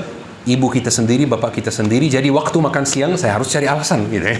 Harus cari urusan di luar rumah misalnya, terus pulang sore gitu. Terus gimana caranya kita bangun sahur diam-diam. Jadi dari semalam saya bawa roti ke kamar supaya pas bangun sahur saya makan diam-diam di kamar. Itu salah satu latihan untuk meningkatkan keikhlasan kita. Jadi ada beberapa amalan yang tidak perlu kita tampakkan. Ini keputusan kita sendiri, apa yang perlu ditampakkan, apa yang tidak perlu, ya, itu keputusan kita sendiri. Tapi yang pasti jangan nampakkan semua amalan. Harus ada rahasia antara kita dan Allah Subhanahu wa taala.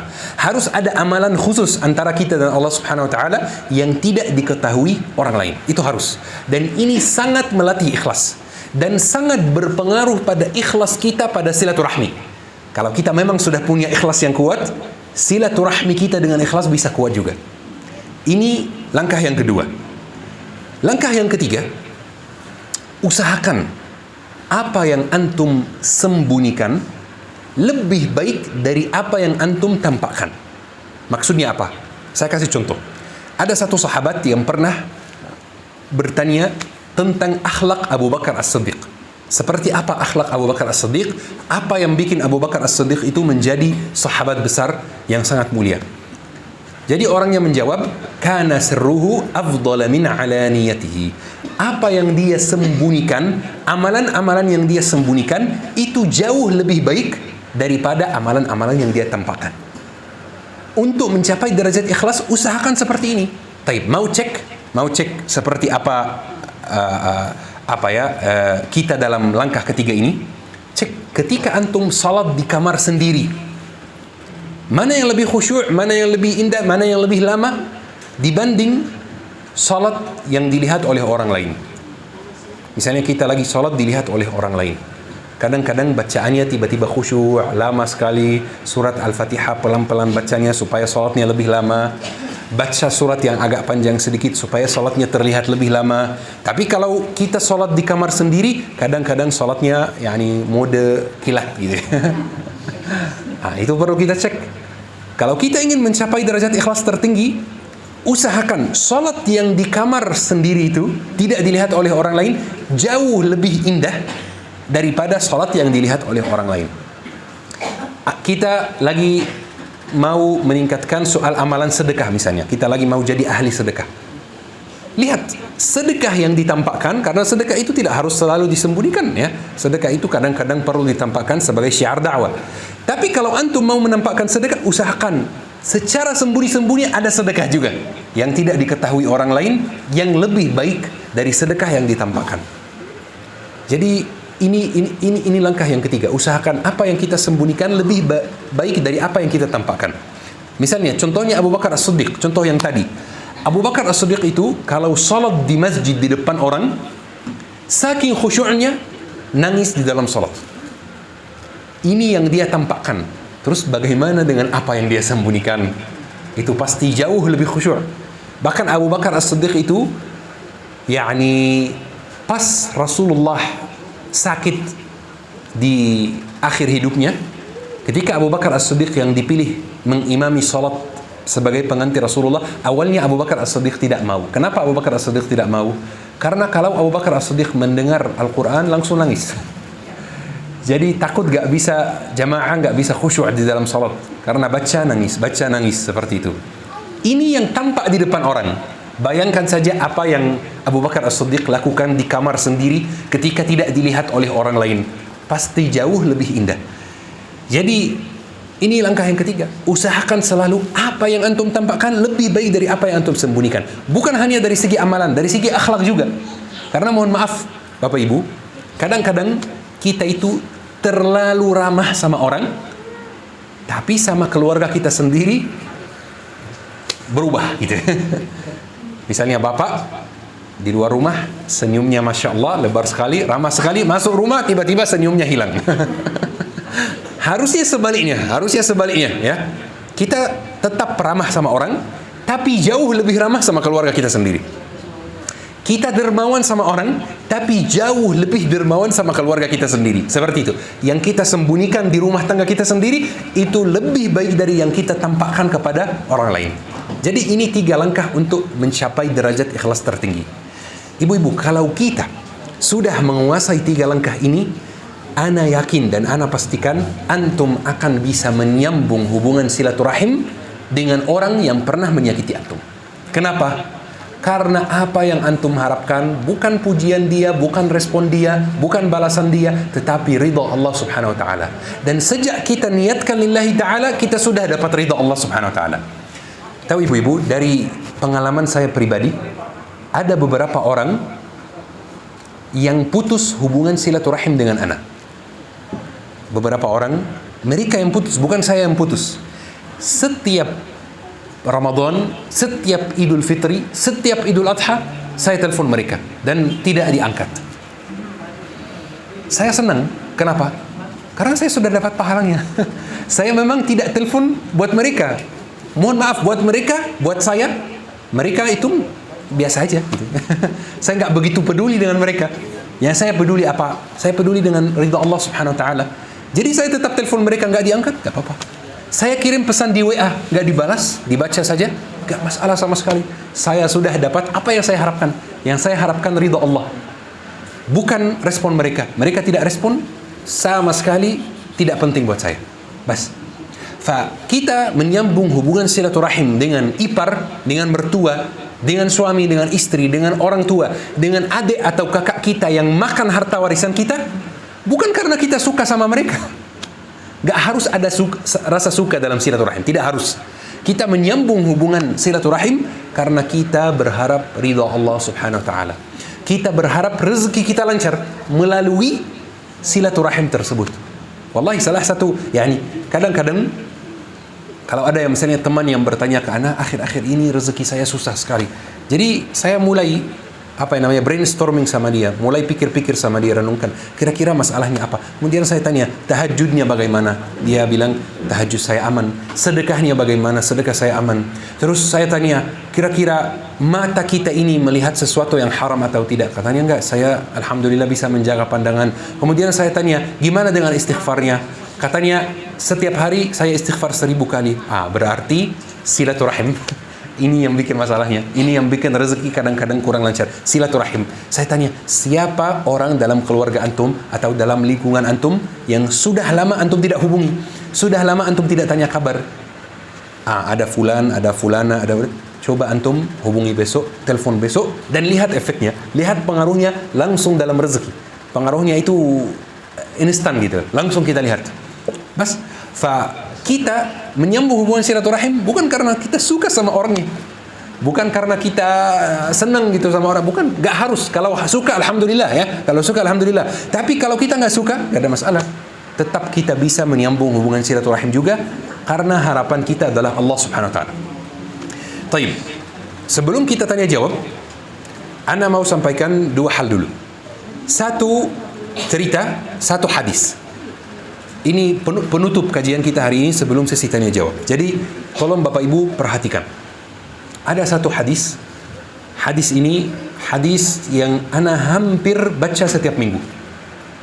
Dari sudah 10 tahun lebih, hampir ana baca setiap minggu. Ada 2 hadis tertentu yang ana baca setiap minggu. Kenapa? 2 hadis ini menguatkan ana. Bikin ana lebih kuat. Bikin ana lebih semangat. Bikin ana nggak takut apapun. 2 hadis ini. Ini salah satunya. Kita baca bersama-sama. Hadis ini luar biasa. Perhatikan artinya dan renungkan setiap kata dalam hadis ini. Rasulullah sallallahu alaihi wasallam, hadis ini dua kalimat. Kita bahas kalimat pertama. Rasulullah sallallahu alaihi wasallam bersabda, "Man kanat al-akhiratu hammah, ja'ala Allahu ghinahu fi qalbihi wa jama'a lahu shamlahu wa atathu ad-dunya wa hiya raghimah." Perhatikan artinya, ini kalimat pertama. Rasulullah sallallahu alaihi wasallam bersabda, barang siapa yang menjadikan akhirat sebagai tujuan utamanya, apa yang dia dapat? Perhatikan dia dapat apa? Allah akan menjadikan kekayaan di dalam hatinya. Jadi dia itu merasa tercukupi walaupun dia gak punya apa-apa. Dia itu merasa senang dengan apa yang Allah berikan kepada dia. Kekayaannya di mana? Di dalam hatinya. Bukan di dalam apa yang ada di tangannya. Tamam? Di dalam hatinya. Dia merasa kaya. Dia merasa tercukupi. Jadi orang yang menjadikan akhirat sebagai tujuan utamanya, kekayaannya itu langsung di dalam hati. Jadi kita mungkin melihat dia keadaannya kurang mungkin dari segi ekonomi, ada banyak masalah, tapi dia sendiri dari dalam merasa kaya. Dia nggak ada masalah sama sekali. Dia nggak merasa kekurangan. Taib. Ini yang pertama yang dia dapat. Dan Allah akan menyatukan urusannya. Maksudnya apa menyatukan urusannya? Kadang-kadang, betul. Kadang-kadang kita merasa urusan kita itu tercerai-berai gitu ya. Banyak masalah, kita selesaikan masalah ini, muncul masalah baru. Ada masalah di kuliah anak misalnya, kita selesaikan, muncul masalah sama tetangga. Selesai masalah sama tetangga, muncul masalah di rumah tangga, perlu diperbaiki. Muncul masalah di rumah, selesai masalah yang di rumah, muncul masalah sama mertua. Selesai masalah dengan mertua, muncul masalah di rezeki. Selesai masalah di rezeki, muncul masalah di bisnis. Banyak sekali. Allah akan menyatukan urusan orangnya. Jadi urusannya selalu lancar, selalu tenang, selalu berjalan dengan normal. Tidak ada hal yang tiba-tiba aneh, tiba-tiba mengejutkan, tiba-tiba menguncangkan. Itu artinya menyatukan urusannya. Tapi apa lagi? Dan ini luar biasa. Dunia akan datang kepadanya dalam keadaan hina. Dunia, apa yang kita cari ini? Kita cari apa? Cari rumah yang luas, cari mobil, cari terkenal antara manusia, ingin itu semuanya. Dunia akan datang kepada dia dalam keadaan hina. Maksudnya dalam keadaan hina apa? Maksudnya dalam keadaan hina, kita mau ambil boleh, mau tinggalkan boleh, hina. Perkara yang hina, kita boleh kita gunakan, boleh kita tinggalkan, bebas, terserah kita. Dunia bukan di dalam hati kita, di tangan kita. Kita bisa buang kapan saja, gak ada masalah sama sekali. Jadi perkara uang itu khususnya perkara materi. Perhatikan, perkara materi itu, perkara uang itu adalah pelayan yang baik dan bos yang buruk. Jadi uang itu, dunia itu pelayan yang sangat baik. Kalau kita punya banyak uang dan kita menjadikan uang ini sebagai pelayan kita, hina, ya. Itu sangat baik, pelayan yang luar biasa. Bisa bikin hidup orang sekitar kita itu baik, kita bisa bikin hidup kita nyaman, bisa bikin hidup keluarga kita itu lancar, bisa kalau ada yang sakit bisa berobat, kalau ada yang lapar bisa makan, kalau ada anak kita mau menikah, kita bisa nikahkan. Pelayan yang sangat baik, tapi bos yang sangat buruk. Jadi kalau kita jadikan dunia itu sebagai bos dalam arti apa? Atasan, apapun yang dia minta kita nurut. Lah, dunia itu bos yang sangat buruk. Bahkan mencelakakan kita kalau kita menjadikan dunia itu sebagai bos. Dunia itu tugasnya melayani kita. Uang itu tugasnya melayani kita, bukan menjadi bos kita. Makanya itu artinya dunia akan datang dalam keadaan hina. Kita nggak membutuhkannya. Ini melayani kita. Seperti itu. Baik. Kalimat yang kedua sebaliknya. Rasulullah SAW bersabda, "Wa man kanat ad-dunya hammah, ja'ala Allahu faqrahu baina 'ainihi. وَفَرَّقَ عَلَيْهِ شَمْلَهُ وَلَمْ يَأْتِهِ مِنَ الدُّنْيَا إِلَّا مَا قُدِّرَ لَهُ." Dan barang siapa yang menjadikan dunia sebagai tujuan utamanya, yang tadi menjadikan akhirat sebagai tujuan utamanya, yang ini menjadikan dunia sebagai tujuan utamanya, apa yang akan terjadi? Maka Allah akan menjadikan kemiskinan di depan matanya. Yang tadi kekayaan di dalam hatinya, ini kemiskinan di depan matanya. Maksudnya apa kemiskinan di depan matanya? Maksudnya dia itu punya hidup yang sangat nyaman, punya istri yang solihah, yang baik, yang cantik, punya rumah yang alhamdulillah bagus, punya kendaraan, punya motor, tapi dia nggak bisa melihat kekayaan yang dia miliki. Punya anak yang sehat, punya anak yang nurut, tapi dia nggak bisa melihat kekayaan tersebut. Dia merasa miskin terus, dia merasa kurang terus, dia merasa nggak punya apa-apa, dia merasa orang lain punya sesuatu yang lebih baik dari dia. Itu yang artinya kemiskinan di depan matanya. Jadi kemanapun dia lihat, kemiskinan di depan matanya, merasa kurang selalu. Itu orang yang menjadikan dunia sebagai tujuan utamanya. Ingat, silaturahim, dunia atau akhirat? Silaturahim itu akhirat, bukan dunia. Taib. Apalagi selain itu, kemiskinan di depan matanya, dan Allah akan mencerai-beraikan urusannya. Mencerai-beraikan urusannya. Dikit-dikit ada masalah. Selesai masalah A, muncul masalah B. Selesai masalah B, muncul masalah C. Dan sebenarnya muncul masalah itu nggak apa-apa jika masalah itu kita anggap sebagai ujian dan kita bisa hadapi dengan tenang, dengan sakinah, tidak pusing dan tidak terlalu sedih. Itu nggak ada masalah. Tapi yang dimaksud di sini dikit-dikit ada masalah yang mengoncangkan kehidupan dan keimanan kita. Itu yang dimaksud. Dikit-dikit ada masalah. Urusannya nggak lancar semua. Setiap jalan ada kendala. Mencerai beraikan urusannya. Tapi apalagi yang ketiga, itu penting sekali kita perhatikan. Dan dia tidak akan mendapatkan dari dunia kecuali apa yang memang ditakdirkan kepadanya. Jadi bayangkan setelah dia capek-capek seperti itu, memikirkan dunia dan menjadikan dunia sebagai bosnya, urusannya tercerai beraikan, kefakiran di depan matanya, dia tidak akan mendapatkan dari dunia kecuali yang memang apa ditakdirkan kepadanya. Jadi buat apa capek-capek? Jadi bayangkan setelah secapek ini, urusannya tercerai berai, kemiskinan di depan matanya, dia nggak akan mendapatkan apapun kecuali apa yang memang ditakdirkan kepadanya. Jadi mending akhirat jadi tujuan utama kita, bukan dunia. Baik. Ini hadis ya. Tinggal satu cerita. Sebelum kita masuk sesi tanya jawab. Kita bisa sesi tanya jawab lebih lama insyaallah. Baik. Cerita ini dari ibu dari seorang sahabat atau tabi'in yang terkenal sekali, namanya Malik bin Anas. Malik bin Anas. Mungkin kita pernah mendengar namanya. Jadi ceritanya, ibu-ibu, ibu dari Malik bin Anas itu terkenal kurang cantik. Memang terkenal kurang cantik. Dan dulu di negara Arab dan sampai sekarang di beberapa desa di Arab, kalau ada pria yang mau menikahi seorang wanita, dia nggak bisa melihat mukanya sebelum akad. Padahal itu nggak boleh dalam agama. Dalam agama harus ada nazar gitu ya. Harus dilihat dulu, harus mukanya dilihat dulu. Tapi itu tradisi. Jadi dulu ada yang melamar ibu dari Imam Malik bin Anas itu, dan yang melamarnya tidak pernah melihat mukanya. Kapan pertama kali melihat mukanya? Melihat mukanya di kamar mereka setelah akad. Pertama kali lepas cadar melihat mukanya. Setelah dia lepas cadar, tiba-tiba suaminya kaget. Dan suaminya tidak mau mendekati dia. Tidak mau menyentuh dia. Jadi dia cuma mengatakan satu kalimat kepada suaminya. Kalimat ini adalah la'allal khair yakmun fis syarr.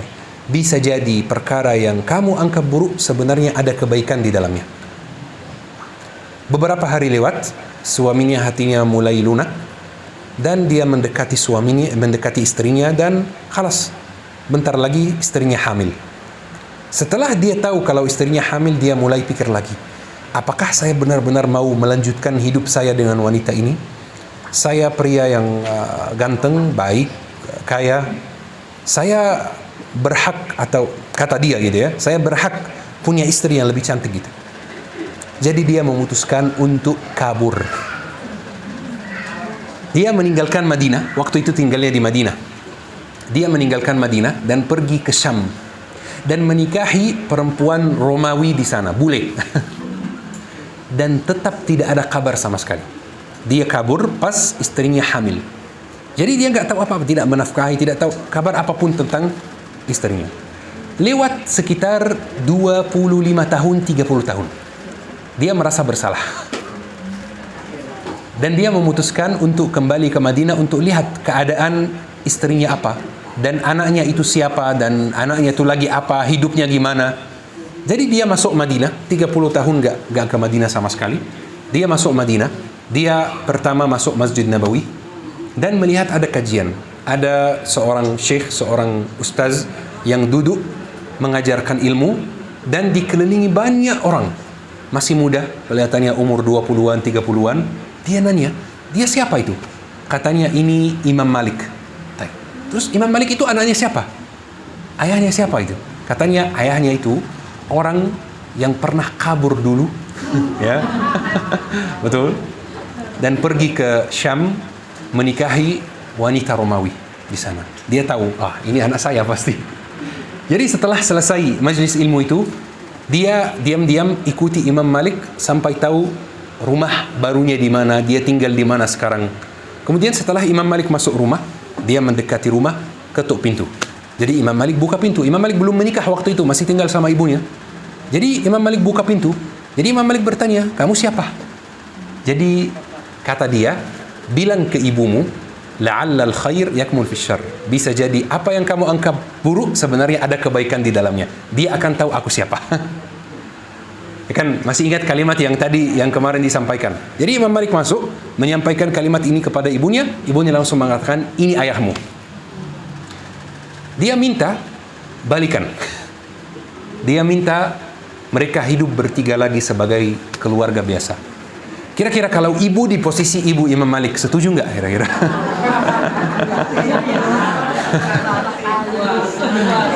Baik. Pasti nggak setuju. Sebenarnya kalau nggak setuju itu normal, manusiawi, dan ini hak ibu ya. Dan ana tidak menyampaikan cerita ini untuk mengatakan ke ibu harusnya setuju dan lain-lain. Bukan itu tujuan ana. Tujuan apa? Tujuan ana apa? Tujuan ana adalah ketahuilah bahwa setinggi apapun ikhlas kita masih ada yang lebih tinggi dari kita. Jadi harus fokus kita adalah selalu meninggikan ikhlas kita, selalu menjadikan ikhlas kita itu lebih murni lagi, dan kita tidak berhenti memperbaiki ikhlas kita. Karena lihat, ibu Imam Malik itu setuju dan terima dan memaafkan suaminya yang meninggalkan dia 30 tahun, tidak menafkahi, tidak tahu kabar apapun, setuju dan memaafkan. Itu berat sekali, dan memang kalau dia tidak setuju dan dia tidak memaafkan, hak dia sebenarnya. Tapi karena dia itu sudah mencapai derajat yang luar biasa dalam ikhlas, dia bisa memaafkan. Tujuan ana menyampaikan cerita ini bukan memaafkan orang yang zalim sekali seperti Bapak Imam Malik, bukan. Tapi tujuannya apa? Kita harus selalu tahu bahwa kita harus ada yang lebih ikhlas dari kita. Dan kita harus selalu bekerja keras untuk mencapai derajat ikhlas yang lebih tinggi. Ketika kita senantiasa memperbaiki ikhlas kita, kita akan lebih bisa menerima hal-hal yang dulu kita sangka gak mungkin kita terima. Jadi ikhlas itu proses, perlu diperbaiki, perlu dipelihara, perlu terus-menerus. Sampai satu titik, kita benar-benar bisa memaafkan, kita benar-benar bisa menerima, kita benar-benar bisa taghaful, lewati keburukan orang lain, kita tidak begitu fokus pada keburukan orang lain, pada kezaliman orang lain. Itu bisa dicapai, menurut saya itu bisa dicapai, tapi kalau kita ikhtiarkan. Contohnya ibu Imam Malik itu bayangkan saja, itu hatinya seperti apa. Itu berarti pasti itu wanita ahli firdaus itu yani. Secara umum orang yang punya ikhlas seperti itu pasti orang yang derajatnya sangat tinggi di sisi Allah Subhanahu wa taala. Jadi tugas kita adalah berusaha terus bikin ikhlas kita itu murni. Kadang-kadang kita akan gagal dan kadang-kadang sukses. Yang penting terus berusaha untuk memperbaiki ikhlas kita. Pas seperti ini cerita terakhir kita, dan seperti ini pembahasan kita tentang ikhlas hari ini. Bismillah, kita buka sesi tanya jawab untuk Bapak Ibu yang mau bertanya. Silakan Ibu, tafadhali. Ayo, mungkin pakai mic. Tadi kan ada istilah orang Mesir bahwa lakukan kebaikan uang laut. Iya. Terus kalau dibalik gimana kita? Kalau orang yang bikin kejahatan uang laut. Kita buang orangnya langsung ke laut ya.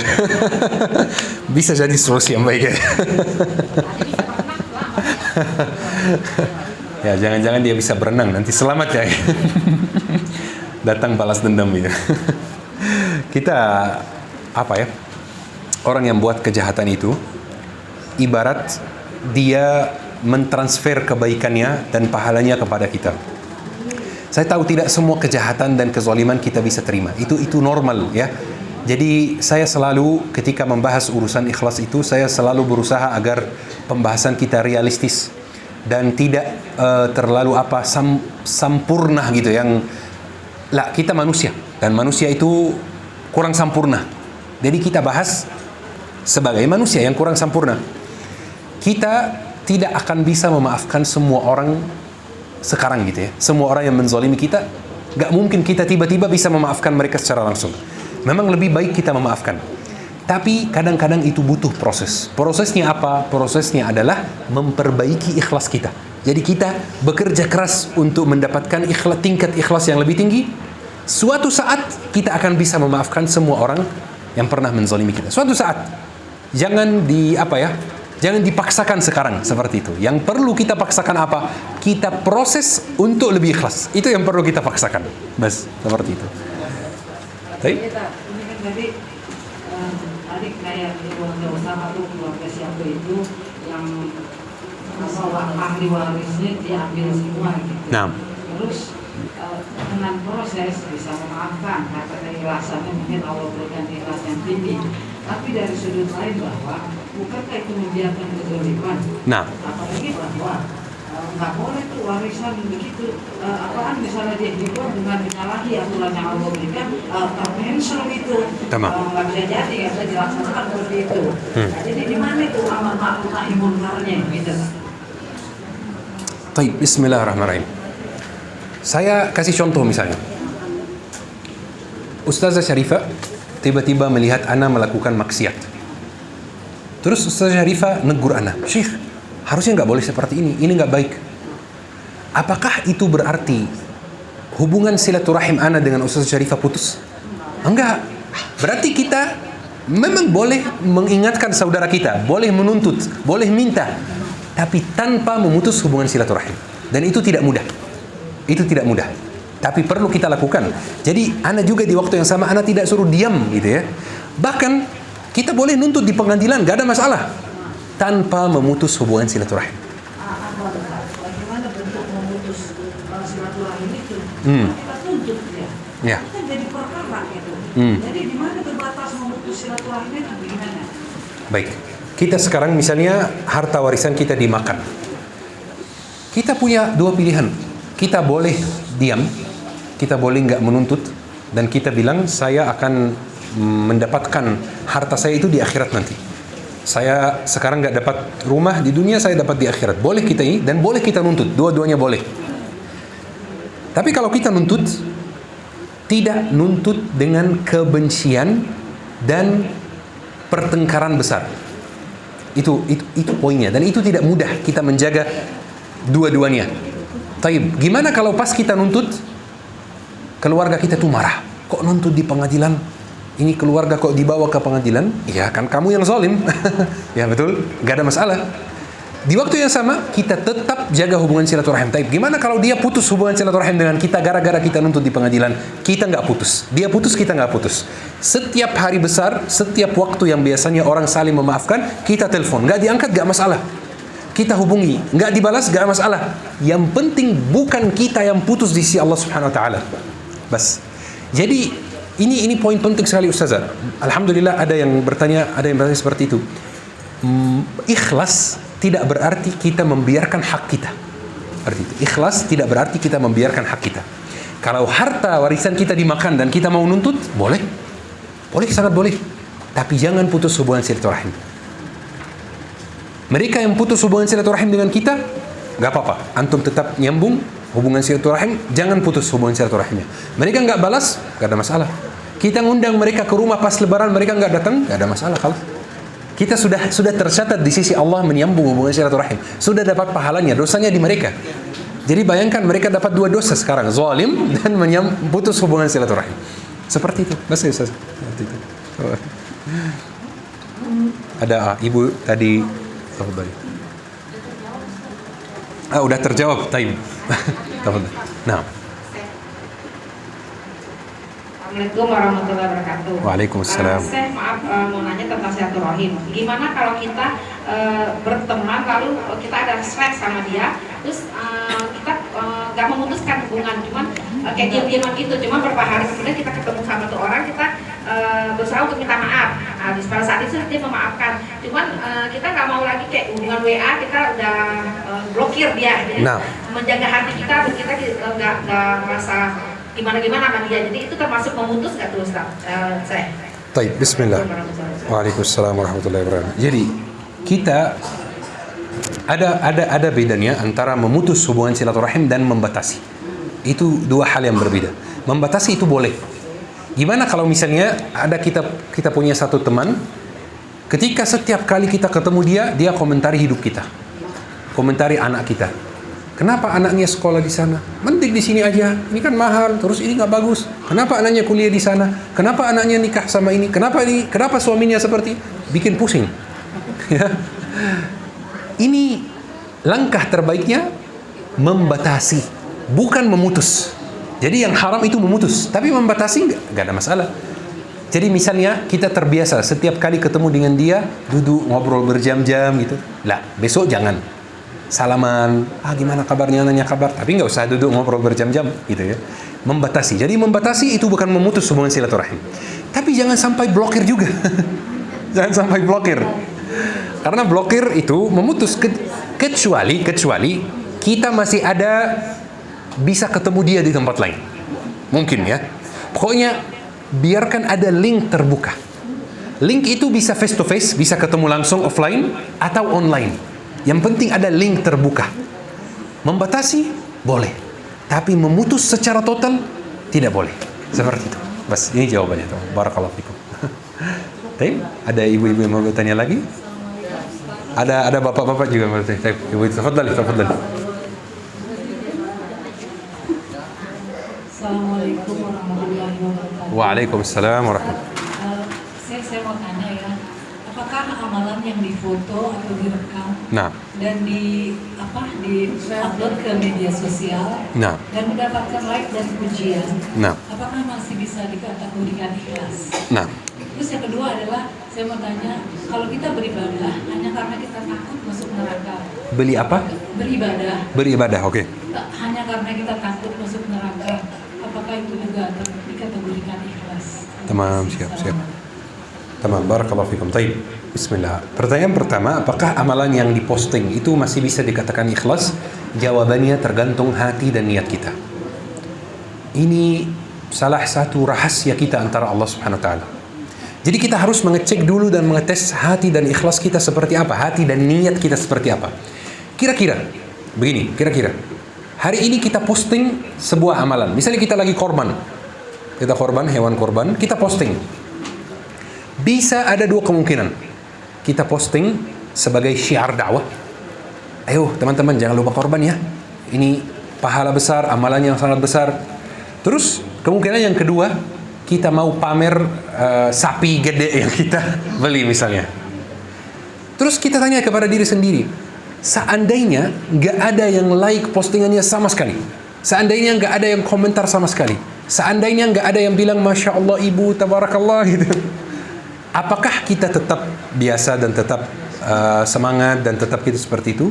Atau enggak, semangat kita berkurang dan mungkin kita agak sedih, nggak ada yang like, nggak ada yang komentar.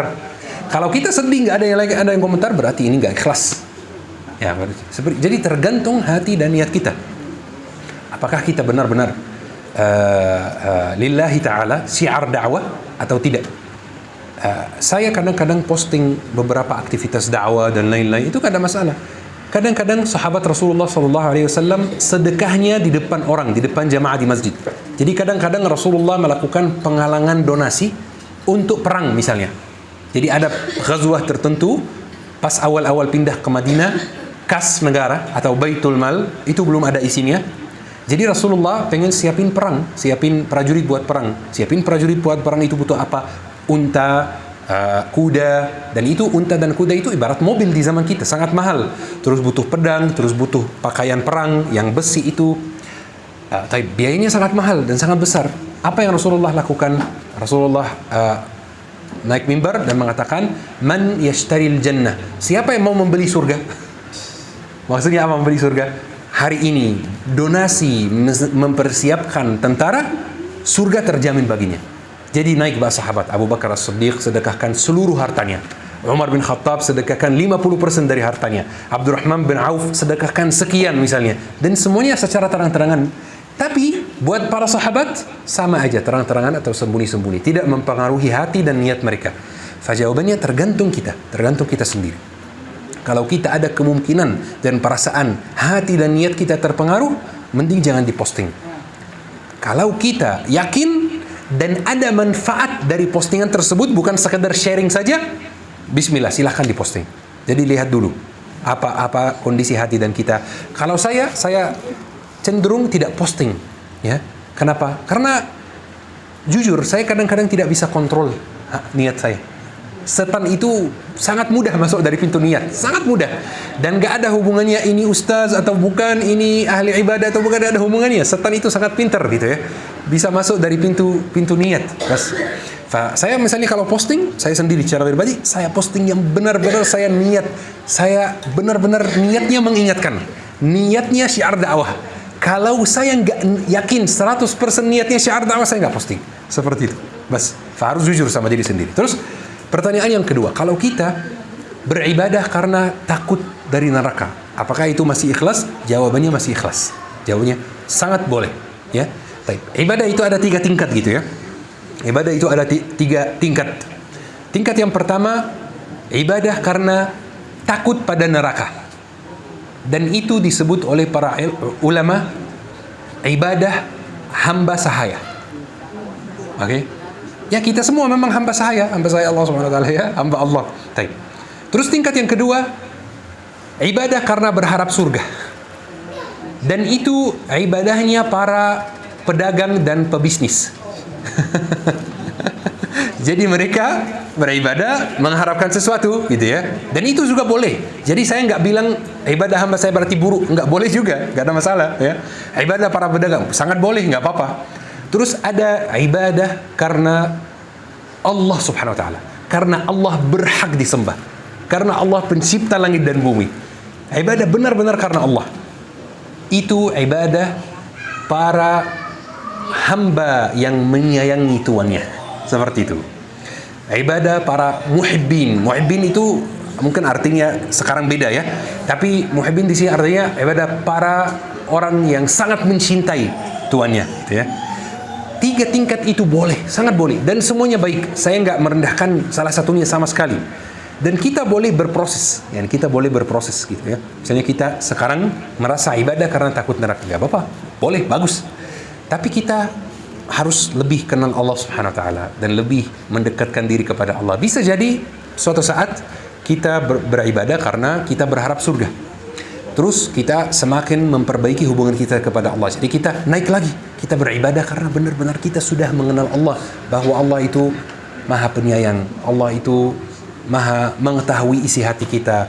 Karena Allah itu selalu berkehendak kebaikan buat kita, seperti itu. Bas, 3-tiganya boleh, 3-tiganya termasuk ikhlas insyaallah. Bas, ini jawabannya. Barakallahu fiik. Baik. Tafadhal. Aywa, silakan, tafadhal. Waalaikumsalam warahmatullahi wabarakatuh. Ustaz. Aywa, tafadhal. Bagaimana cara mensikapi negara disebabkan perbedaan pendapat? Nah. Di furu di Indonesia khususnya di Ustaz, banyak terjadi iftiraq. Saya gara-gara berbeda pendapat, furu'a, berbeda amaliyah, itu terjadi langsung di baro. Padahal tidak prinsipil, bukan usuluddin. Tapi perbedaannya dalam masalah furu'. Nah, itu perlu Ustaz berikan pencerahan dan edukasi kepada kita semua agar umat Islam ini jangan tambah bercerai-berai gara-gara perbedaan furu'a, fatwa. Dan antum sebagaimana sudah sama-sama ketahui mungkin ya, di dalam Indonesia itu banyak sekali iftiraq bainal muslimin, perpecahan di antara kaum muslim itu gara-gara tadi perkara furu'a, berbeda masalah penghasilan tapi juga masalah tadi. Tolong Ustaz berikan pencerahan kepada kami semua. Siap. Barakallahu fikum. Jazakallah ahsanal jazaa. Amin. Wassalamualaikum. Waalaikumsalam. Syukran Ustaz atas pertanyaannya. Barakallahu fikum. Baik. Jadi ini juga salah satu poin yang sangat menarik dari Ustaz gitu ya. Gimana sikap kita terhadap putus hubungan silaturahim yang terjadi gara-gara berbeda pendapat dalam masalah agama. Jadi ada keluarga kita yang dari teman-teman kita yang salafi misalnya, melihat kita maulid atau melihat kita ada amaliyah tertentu yang menurut dia tidak baik, atau kita melihat dia agak gimana gitu, jadi kita putus hubungan silaturahim sama dia. Jadi kita harus mulai dari diri sendiri. Itu langkah pertamanya, gitu ya. Itu langkah pertamanya. Innallaha la yughayyiru ma biqaumin hatta yughayyiru ma bi anfusihim. Allah Subhanahu wa taala tidak akan merubah keadaan suatu kaum kecuali mereka merubah apa yang ada di dalam dirinya. Jadi kita harus mulai dari diri kita sendiri. Kita tidak boleh putus hubungan silaturahim dengan saudara kita gara-gara berbeda pendapat. Itu kita harus praktekkan dulu. Kita harus amalkan dulu. Jadi kita misalnya melihat ada saudara kita yang amaliyahnya sedikit berbeda. Perkara furu' itu perkara cabang. Perkara usul, perkara pokok, itu semua umat Islam, hampir semua umat Islam sudah sepakati. Yani bisa dikatakan 95% dari umat Islam di seluruh dunia itu menyepakati perkara usul, pokok itu. Yani ada satu orang yang bertanya kepada Al-Hasan Al-Basri, satu pemuda, gimana caranya saya menyikapi perbedaan antara umat Islam? Bayangkan ini pertanyaan di zaman tabi'in. Jadi masalah perbedaan ini dari dulu. Al-Hasan Al-Basri bertanya kepada dia, apakah mereka yang berbeda pendapat itu meyakini bahwa salat itu 5 kali sehari? Katanya iya. Apakah mereka yang berbeda pendapat itu meyakini bahwa haji ke Makkah? Katanya iya.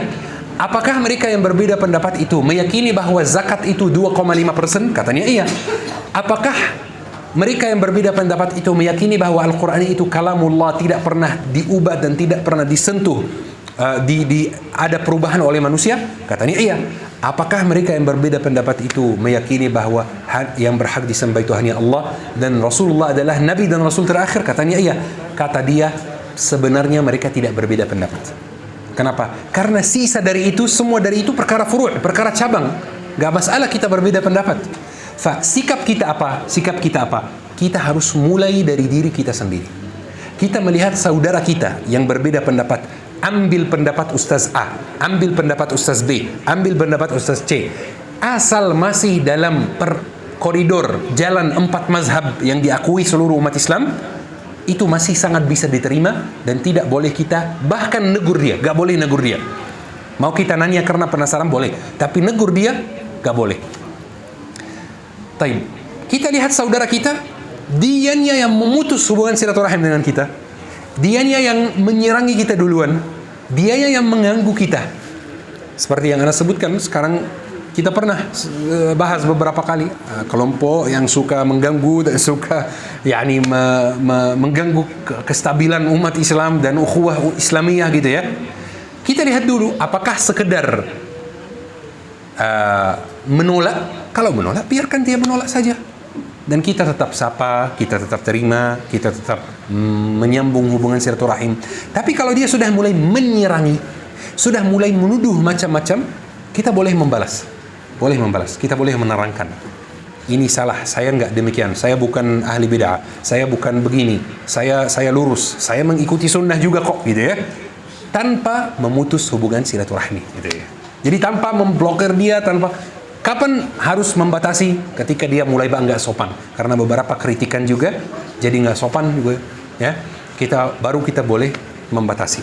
Jadi solusinya kita mulai dengan diri kita sendiri. Dan saya merasa, jujur ya, itu dari pantauan saya sendiri, sebenarnya semua kelompok di Indonesia itu bisa saling menerima, kecuali satu gitu. Bas, itu.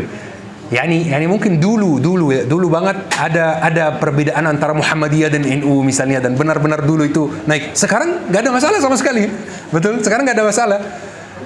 Sekarang bebas aja. Ini PKS, IM, Ikhwanul Muslimin, ini HTI, ini Gaza, ini betul, ini Muhammadiyah. Biasa, santai saja gitu. Kalau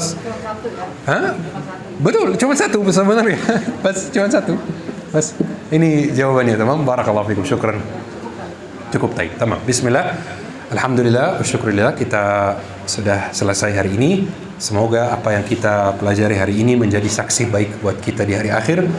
Allahumma anfa'na bima 'allamtana wa 'allimna ma yanfa'una wa zidna ilma.